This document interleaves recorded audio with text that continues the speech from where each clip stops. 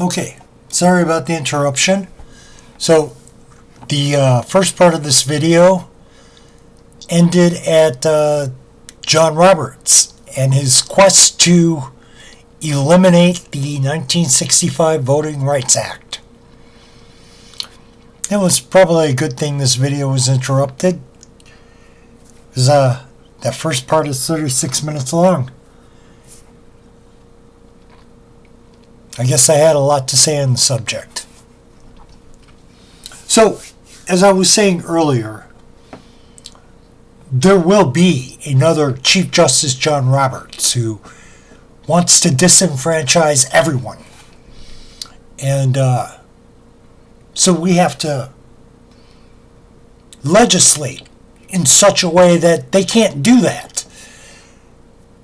I think the best way to do that, and at the same time guarantee that your representative actually represents you, is to make elections hyper-local, so that all of the elections happen at the district level, right? So your election occurs, your election governance occurs in the county you live in the city you live in, etc., etc. It's also going to make it much more difficult to gerrymander, because there's no need for gerrymandering anymore. Your local population decides who they're going to elect. Those people decide the governance for the election, the next election. Right? So if they elect mostly Republicans, you live in a Republican district, the election governors are going to reflect that district. So you take the election control away from the states and put it in the counties and in the cities.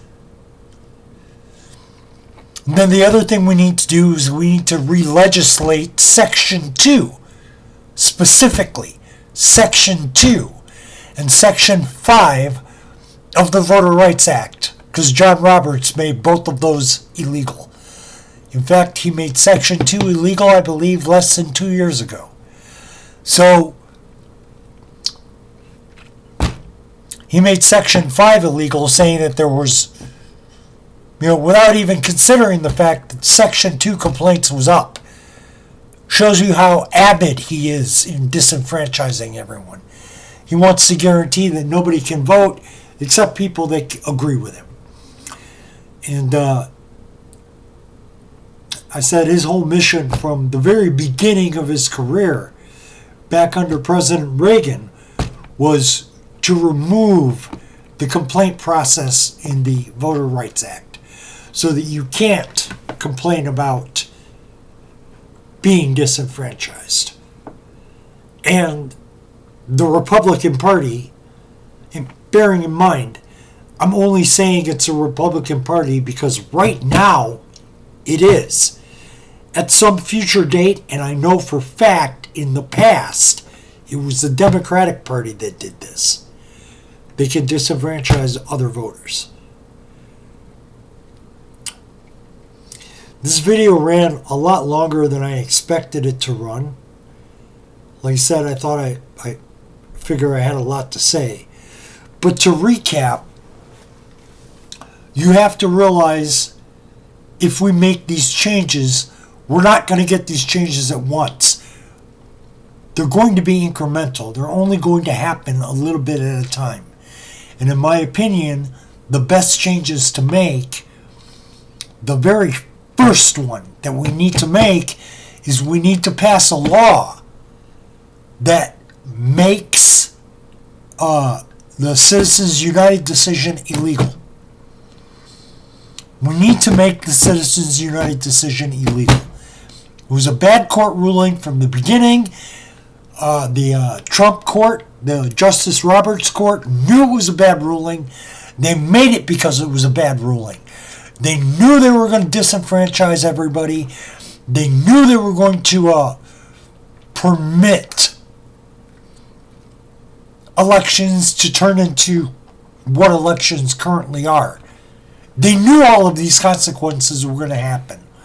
That's why they decided the way they decided, so that we would have these consequences. These consequences, in my mind, they should be, if they're not, they should be illegal. So we need to legislate Citizens United into illegality.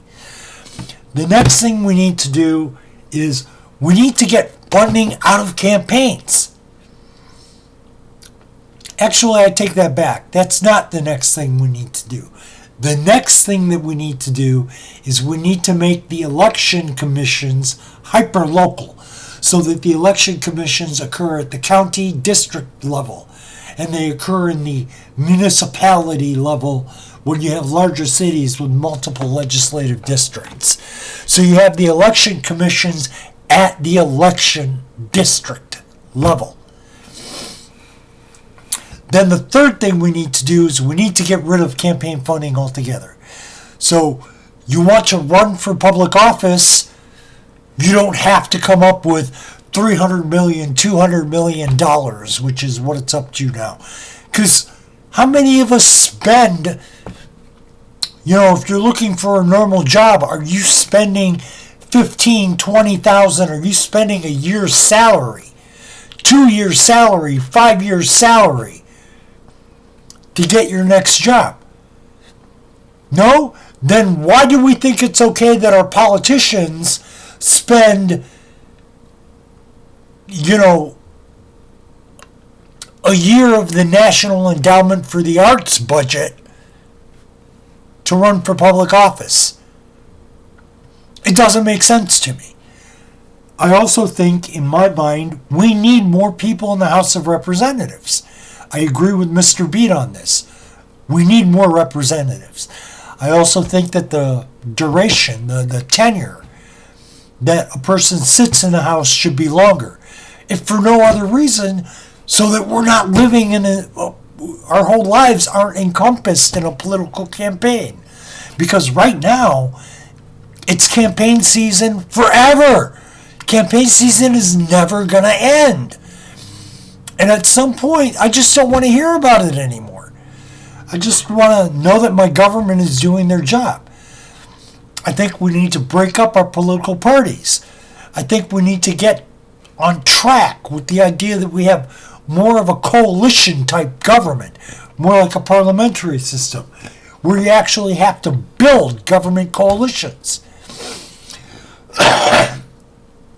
Now, all of this doesn't mean anything unless the electorate actually holds legislators to account.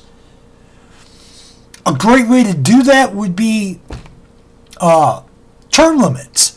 But I'm not in favor of term limits. I don't think we should be limiting terms. What I think we should be doing is following the advice of Samuel Clemens. I believe it was Samuel Clemens. Politicians and diapers should be changed often, and for the same reason. I think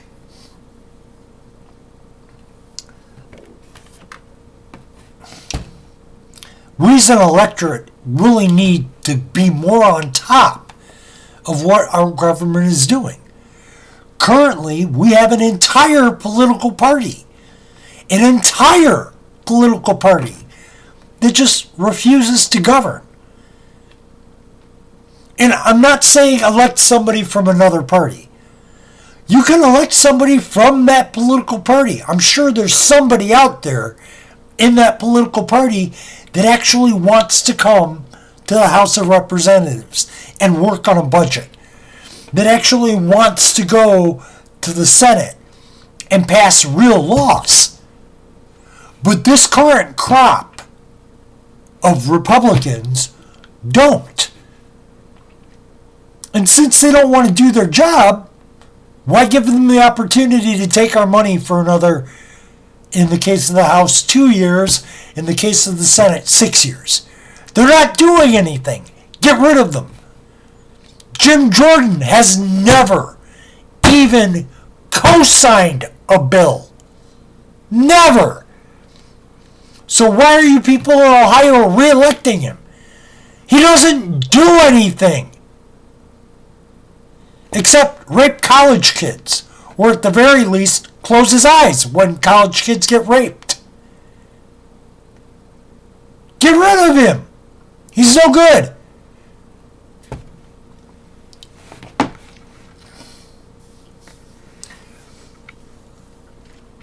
I've done all of that, and I can tell you how awful all of these people are, but the reality of the matter is, it's us. We're the problem. The electorate.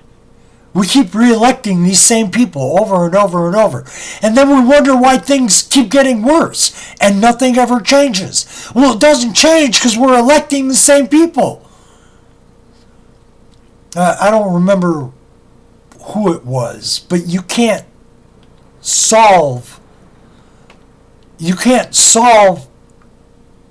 old problems with the same old thinking.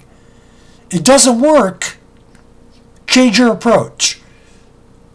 Our legislators aren't doing their job. Get legislators that will. Now, in deference to all of that, the working class is the majority of the American population. It makes up 80% of Americans. And there are no working class legislators. We could go back with some of the solutions that I had earlier that make campaigning for public office cheaper. I don't understand why it has to cost $150 million to campaign for public office. $500,000? Okay, maybe. $150? That's insane. There's no reason for it to cost that much. We, the working class, 80% of the U.S. population, there should be more of us in the legislature. Why? Because when we pass laws, when we create a national budget, that national budget has to service us. We're 80% of the population. The purpose of that national budget is to service us. I think it's ambulance services are not considered emergency services. They're not considered critical services in the majority of the U.S. Why? Because nobody thought to write legislation to make ambulance services a critical service. And then because we need that service, and because we're a privatized country, we never realized the consequences of privatizing. A good instance is the criminal justice system. We have more incarcerated people than anyone in the world, primarily because our criminal justice system is privatized. Our Department of Corrections is almost wholly private. It shouldn't be. A Department of Corrections should be a civil department. It's a civil function that they're doing. It shouldn't be a private system. It's a civil function for the good of the populace, for the good of the nation. In a private system, the only thing they're doing is chasing profits. They're not chasing criminal justice. You're unhappy with it? Elect legislatures which will make the criminal justice system public. The Department of Corrections will become a public department. Same thing with the ambulance services. You don't want to pay $20,000 for an ambulance ride? Elect legislators that'll make the ambulance services a public service. It's what it should be anyway. It shouldn't be a private service. You want Medicare for all, Medicaid for all?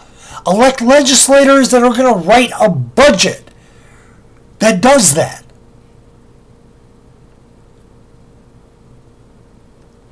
We, the electorate, we have to decide what we want, and we have to elect legislators that are going to do it.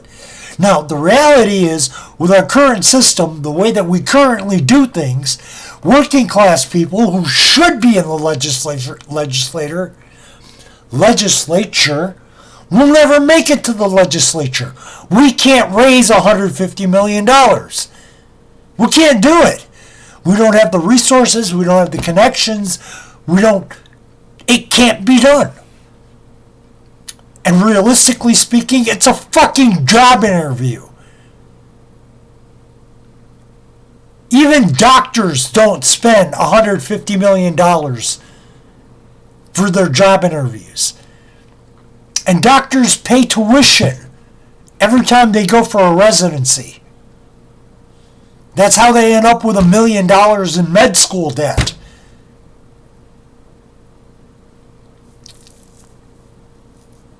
But we really need to change the system that we've got now. The way we're doing it is just making it worse and worse and worse and worse. And the only way to change it is to elect legislators that are going to change it. Now, for right now, getting working class people in there is going to be damn hard. It'll be damn hard. I don't see that happening in the foreseeable future.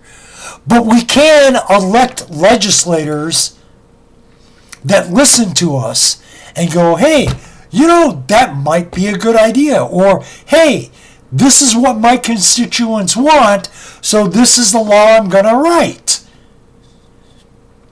And specifically for you people in Kentucky and Tennessee, don't elect another Mitch McConnell. Enough of these roadblocks. No more Rand Pauls. They don't belong in Congress. They shouldn't be in Congress. I said earlier in this video, and I say it all the time, it's really easy to respect somebody that doesn't compromise. But people who don't compromise make sure that nothing gets done. That's why we're where we are now. Because we elect people that don't compromise.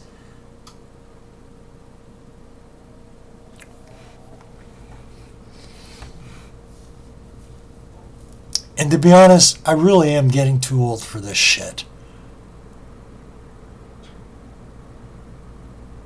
Things have to change. And as they like to say in the news, no one is coming to save us. If we don't go out to the polls and vote such that things change, things are never going to change.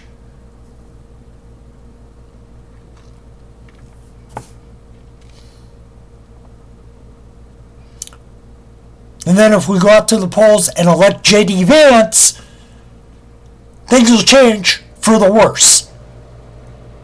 Even if you agree with him, things will change for the worse, whether you recognize it or not.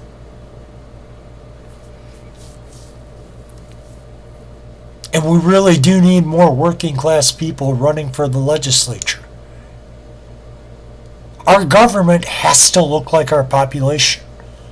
That's the only way our government is going to serve our population. If our population is our government. Right now it's not. And as I said earlier, in the foreseeable future it won't be. We can't raise the $150 million to run for public office. But we can elect legislators that are going to listen to us and change the laws in such a way where this will become possible. We can elect legislators that are going to make the election commissions local so that we get legislative districts that are local.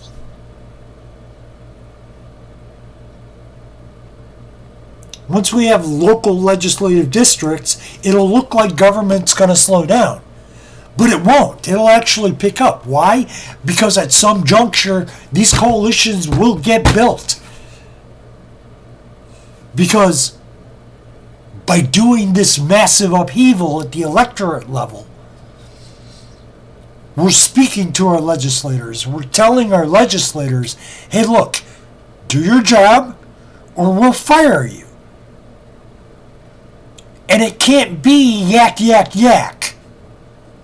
If they fail to do their job, make them a one-term legislator. Get rid of them. If they're really, really bad at their job, impeach them. You can do that. You do that via your state. You go to your state government and you say, hey, my federal rep, my federal senator, they're doing a shitty job. Impeach them. It can be done. There are mechanisms to do it. But you, the electorate, you're the one that's got to do it. No one is coming to save you. Alright, I'll get off my soapbox now. I'll see you all in the next one.